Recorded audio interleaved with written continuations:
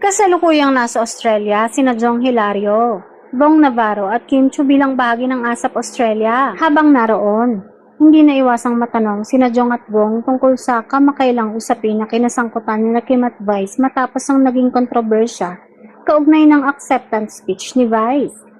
Ayon kina Jong at Bong, normal lamang ang mga ganitong pangyayari lalo na kapag may malalaking fandom na lubos na sumusuporta sa kanilang mga iniidolong artista. Anila, likas na ang mga fans ang maging emosyonal at ipagtanggol ang kanilang idol. Ngunit hindi ito nangangahulugang may problema na sa pagitan ng mga artista. Iginiit din ng dalawang host na maayos ang samahan ni Kim at Vice at wala silang personal na alitan.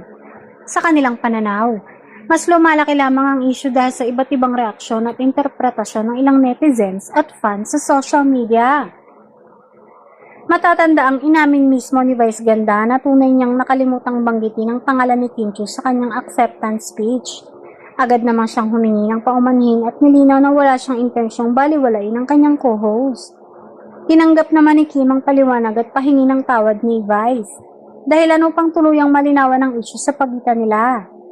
Sa huli ay umaasa sina Jong at Bong na matapos na ang usapin at mas pagtuunan na lamang ng pansin ang pagkakaisa ng buong It's Showtime family.